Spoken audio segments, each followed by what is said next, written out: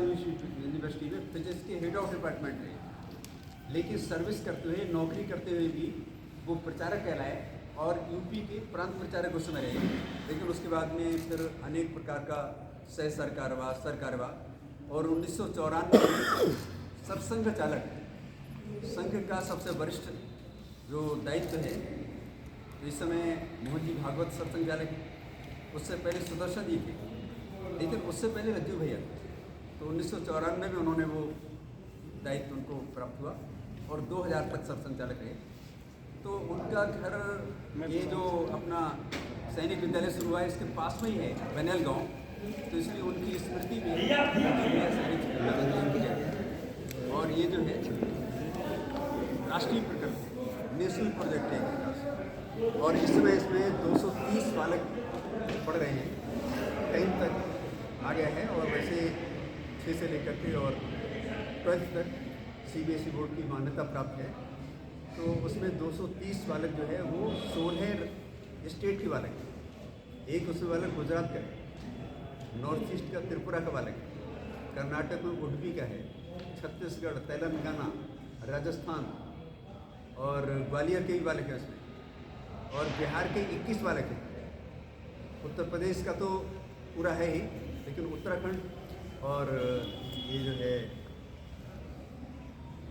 दिल्ली वगैरह ऐसे सभी स्थानों के अभी 10th तक है, लेकिन जब 12th तक जाएगा तो इसमें 25 राज्यों के बालक हो सकते हैं।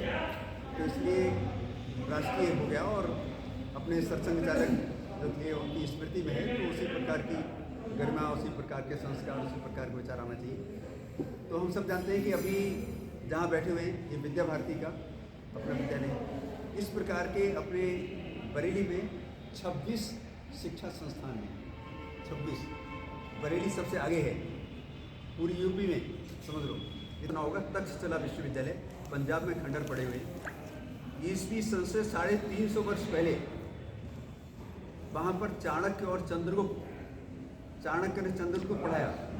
ईस्वी सन उस 116 एकड़ भूमि में है वो।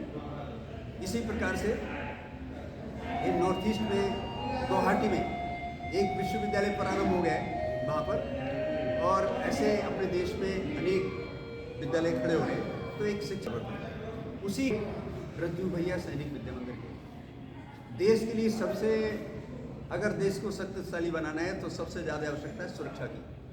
तो इसलिए हमारे देश के जो सैनिक हैं वो प्रारंभ से ही इस प्रकार के संस्कार, शिक्षा और देश के लिए सब कुछ निछावर करने वाले, समर्पित करने वाले अपना जीवन, इस प्रकार के सैनिक अगर बनेंगे और वो सेना में भी अधिकारी बनेंगे तो देश का भाग्य बदलने वाले हैं। तो इस सोच करके अपने देश के अंदर जितने भी सैनिक स्कूल अभी चल रहे हैं, सरकार चलाती है। जैसे घोड़ाखाल में सबसे अच्छा सैनिक स्कूल माना जाता है, ऐसे हर स्टेट में लगभग एक सैनिक स्कूल है, लेकिन केंद्र सरकार चलाती है। लेकिन एक प्राइवेट स्तर पर अपने समाज के बल पर, और अभी 125 करोड़ का प्रोजेक्ट है 20, तो उसके संबंध में अभी आपको थोड़ा बताना है।